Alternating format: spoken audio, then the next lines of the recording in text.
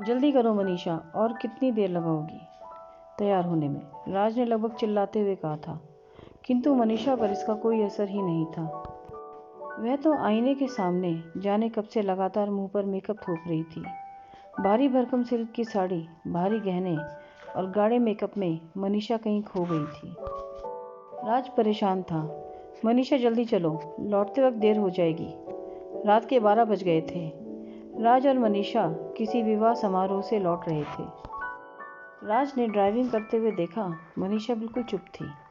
उसने पूछा, क्या बात है मनीषा? मनीषा ने चुप्पी तोड़ी। आज समारोह में सभी मेरी कितनी प्रशंसा कर रहे थे। राज ने उसे बीच में ही रोककर उसे चुहलबाजी करते हुए कहा, तुम्हारी या तुम्हारी साड़ी की? मनीषा ने चिढ़ते हुए कहा, चुप रहो राज। सभी ने मुझसे यही कहा कि आप पर तो उम्र का कोई प्रभाव ही नहीं है। सभी ने मेरी सुंदरता की कितनी तारीफ की, सिर्फ तुमको छोड़कर। तुम तो पीयूष की प्रेमिका को लगातार घूर रहे थे। वह थी ही ऐसी कि सभी उसकी तरफ आकर्षित थे। राज ने हंसते हुए कहा, वही तो, विवाह के पहले मुझे भी तुम यही सब कहा करते थे। हर समय मेरी सौंदर्य और मेरे गुणों की तारीफ की जाती थी। मुझे याद है, विवाह के तुरंत बाद मैं कहीं भी तैयार होकर तुम्हारे साथ निकलती थी, तब तुम्हें मेरे जितना खूबसूरत कोई नहीं दिखता था। आज तुम मुझे न देखकर पीयूष की प्रेमिका को देख रहे थे। राज मजाक के मूड में था। उसने कहा, अरे प्रेमिका और पत्नी में बहुत अंतर होता है। विवाह से पहले तुम्हारा जरा सा दुपट्टा हवा में लहराता था तो लगता था मानो तुमने हवाओं में खुशबू बिखेर दी हो। मेरे रोम रोम में एक अजीब सी सिहरन होने लगती थी। और तुम्हारे खुले बाल, जी चाहता था उनके साए में मैं अपनी सारी उम्र गुजार लूं। तुम्हारी आंखें, तुम्हारे पलकों का उठना गिरना मुझे जिंदगी देता था। बिना मेकअप के ही तुम कितनी खूबसूरत, मासूम और जीवन से ओतप्रोत दिखती थी। राज कहीं खो गया। क्या आज मैं इतनी बुरी हो गई हूँ कि तुम मुझे देखते तक नहीं हो? मनीषा ने रुआंसी होकर कहा, ऐसी बात नहीं है, मैं तो हमेशा तुम्हारी प्रशंसा करता हूँ। राज ने कहा, तुम झूठ बोलते हो। मेरा मन रखने के लिए बिना मेरी तरफ देखे ही मेरी प्रशंसा कर देते हो। मनीषा गुस्से में बोली। यह तुम कैसे कह सकती हो? राज ने चौंकते हुए पूछा। मैंने उस दिन तुम्हारी चोरी पकड़ी थी। मनीषा बोली। कैसे? मैंने उस दिन पूछा था कि मैं लाल साड़ी में कैसी लग रही हूँ। इस पर तुमने बिना देखे ही जवाब दिया था कि बहुत सुंदर, लाल कपड़ों में तुम बहुत खूबसूरत दिखती हो। मनीषा ने मुंह बनाते हुए कहा। हाँ, इसमें गलत क्या है? मैंने सही ही तो कहा था। राज ने स्पष्टीकरण दिया। बिल्कुल झूठ और गलत था। मैंने उस दिन लाल नहीं, हरी साड़ी पहनी थी। मनीषा ने गुस्साते हुए कहा था। राज ने अपनी हंसी किसी प्रकार से रोकी और मनीषा को समझाते हुए कहा, मनीषा, हमारी शादी को 12 वर्ष हो गए हैं, 2 बच्चे हैं। समय के साथ आदमी की जिम्मेदारियां और मानसिकता दोनों बदल जाती हैं। एक दूसरे पर ध्यान न देकर वो अपनी घर गृहस्थी और बच्चों के भविष्य पर ध्यान देने लगता है। अब तुम स्वयं को ही देखो ना, क्या तुम पहले जैसी स्वयं को रख पाती हो? तुम्हारे बालों से पसीने की और साड़ी के पल्लू से तेल मसाले की खुशबू आती है। राज ने खुशबू शब्द पर जोर देते हुए कहा, विवाह से पहले तुम जीन्स स्कर्ट पहनती थी, लेकिन अब तुम्हारी कमर ने इन सभी के अस्तित्व को नकार दिया है। मनीषा और राज घर पहुंच चुके थे। घर में शांति थी क्योंकि दोनों बच्चे नानी के घर थे। राज के माता पिता कुछ दिनों के लिए हरिद्वार गए थे। पूरे दिन ऑफिस में मगजमारी और विवाह समारोह के कारण थका हारा राज बिस्तर पर पड़ते ही खर्राटे लेने लगा। थकी हारी तो मनीषा भी थी, किंतु उसकी आंखों में नींद नहीं थी। परेशान सी वह लगातार करवट बदल रही थी। कुछ दिनों से मनीषा महसूस कर रही थी कि राज उसकी उपेक्षा कर रहा था। पहले की तरह अब राज उस पर ध्यान नहीं देता था। राज के लिए उसका अस्तित्व धीरे धीरे गौण होता जा रहा था। आज राज की बातों ने उसे भीतर तक उद्वेलित कर दिया था। वह सोने का प्रयास कर रही थी, किंतु एक तरफ राज का प्रचंड खर्राटा और दूसरी तरफ मनीषा का घायल हृदय, दोनों ने उसकी नींद का हरण कर लिया था। अचानक से मनीषा उठकर बैठ गई और उसके भीतर से आवाज आई, कल मुझे पुरानी मनीषा को ढूंढ कर लाना है। शायद सालों से सोई प्रेमिका आज जाग गई थी। राज ऑफिस चला गया था। हल्की फुल्की कुकिंग तथा अस्त व्यस्त घर को थोड़ा बहुत व्यवस्थित करके मनीषा ऑपरेशन प्रेमिका को अंजाम देने जा रही थी। ड्रेसिंग टेबल के सामने बैठी वह सोच रही थी, आज मैं कोई काम नहीं करूंगी ताकि पूरे दिन तरोताजा रहूं। शाम में किसी होटल में डिनर के लिए राज को मना लूंगी। बच्चे तो है नहीं, इसलिए कोई चिंता नहीं। वह उधेड़बुन में थी कि सबसे पहले मैं क्या करूं? क्या ब्यूटी पार्लर चली जाऊं? नहीं, उसमें तो बहुत समय बर्बाद हो जाएगा। घर में ही मैं सारी कोशिशें करूंगी।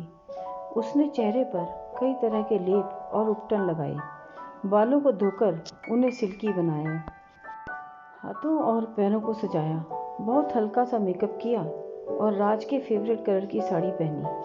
पुरानी हाई हील की सैंडल पहनकर मनीषा ने स्वयं को जब आईने में निहारा तो स्तब्ध रह गई। क्या यह मैं हूँ? अनायास ही उसके मुंह से निकल गया कि थोड़ी सी मोटी अवश्य हो गई हूँ, लेकिन मेरी सुंदरता में कोई कमी नहीं आई है। जल्दी ही मैं अपना मोटापा भी कम कर लूँगी। मैंने तो खुद पर ध्यान देना ही छोड़ दिया था। मेरा चेहरा, मेरे पाँव कितने खराब हो गए थे। वजन पर तो मैंने कभी ध्यान ही नहीं दिया।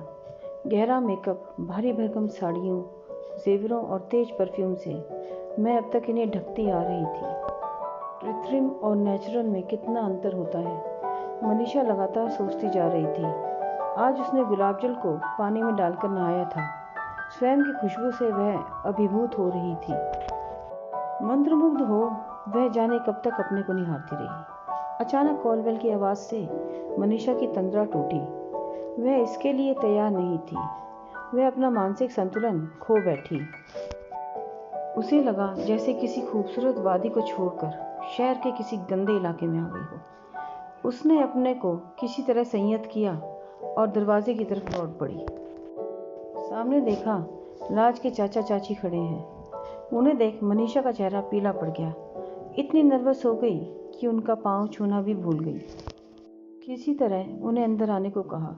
बाद में उसे ध्यान आया तो उसने बात बना दिया कि हाथ गंदे थे, इस कारण पाँव नहीं छुआ। चचिया सास ससुर आए हुए थे। ससुराल की बात थी। मनीषा सब कुछ भूलकर उनके स्वागत में जुट गई। फिर तो रसोई घर में पकवानों का ढेर लग गया। स्वागत में उसने कोई कसर नहीं छोड़ी। चचिया सास ससुर ने खुश होकर ढेरों आशीर्वाद दिए और उसे गुणवंती बहू का खिताब मिला। उन्हें विदा कर वह दरवाज़ा बंद ही कर रही थी कि सामने उसके पिता की गाड़ी रुकी। उसमें से बच्चे उतर रहे थे। ड्राइवर उन्हें छोड़कर चला गया। मनीषा ने चौंकते हुए पूछा, तुम लोग तो एक सप्ताह बाद आने वाले थे, आज कैसे? मम्मी, नाना नानी को देहरादून जाना था। छोटे मामा ने बुलाया था, वे कल जा रहे हैं, इसलिए उन लोगों ने आज ही हम लोगों को यहाँ भेज दिया। बच्चों की आवश्यकताओं को पूरा करते करते मनीषा के खुले बाल कब के बन चुके थे।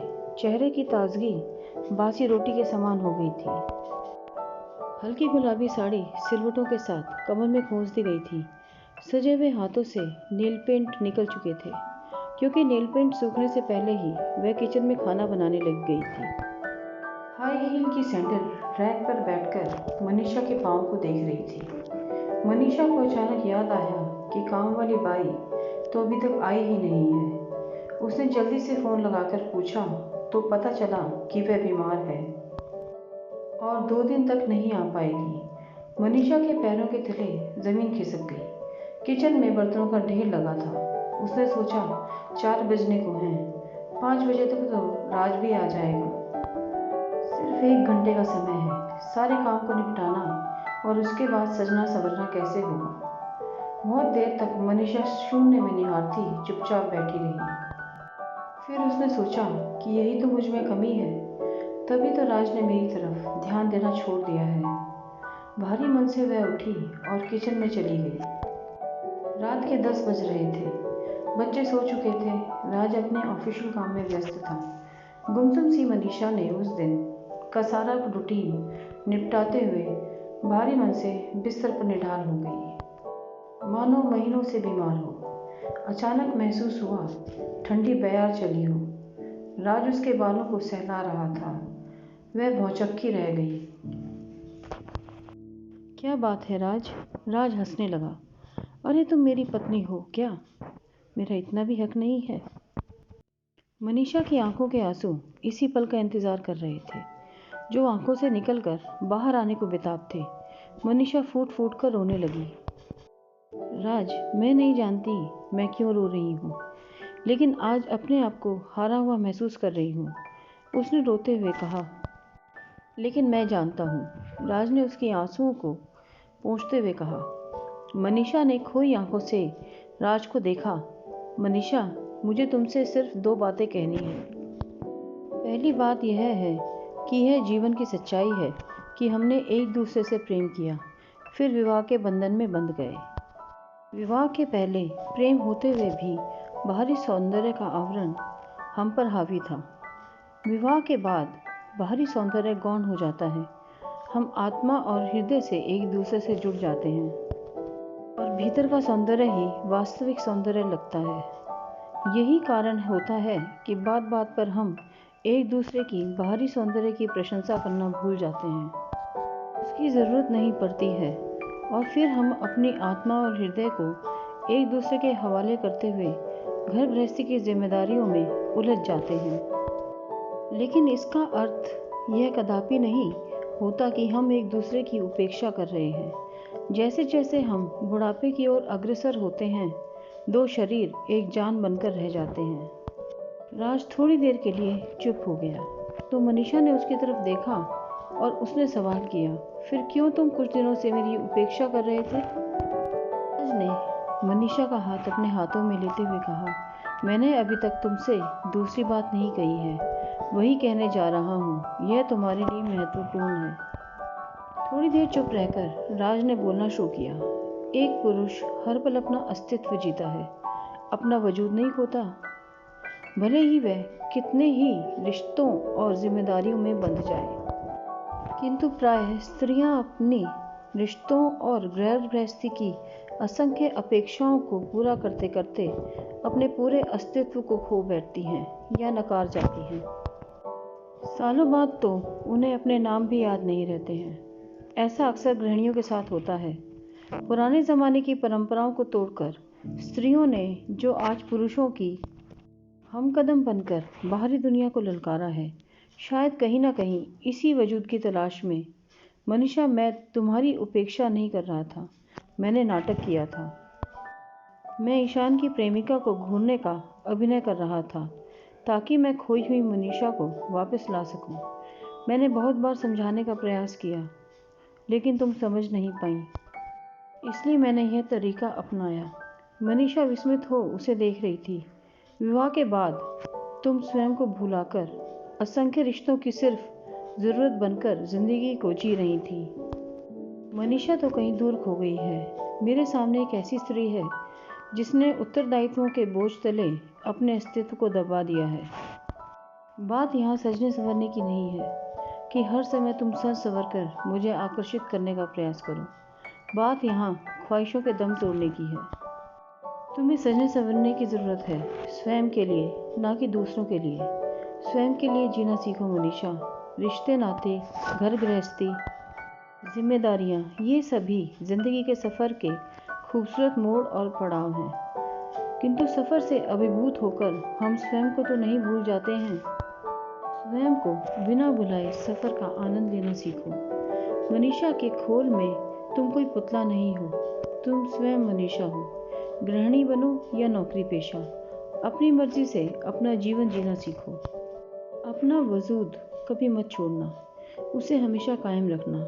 राज ने मनीषा को बाहों में लेते हुए दृढ़ता से कहा। मनीषा बेहद खुश और संतुष्ट थी, मानो उसके भीतर कोई शांत नदी बह रही थी। दोस्तों, ये कहानी मैंने मेरी सहेली से ली थी। उसकी लेखिका है प्रीति सिन्हा जी। कैसी लगी ये कहानी? मैं मानती हूँ कि महिलाओं को अपना अस्तित्व, अपना वजूद हमेशा कायम रखना चाहिए। आपकी क्या राय है? कमेंट बॉक्स में प्लीज़ कमेंट करके बताइएगा। अच्छा अच्छी लगी हो तो प्लीज़ लाइक कीजिएगा, नए आए हैं तो सब्सक्राइब ज़रूर कीजिएगा। ऐसी ही अच्छी और प्यार भरी कहानी के साथ मिलती हूँ अगली वीडियो में। तब तक के लिए धन्यवाद।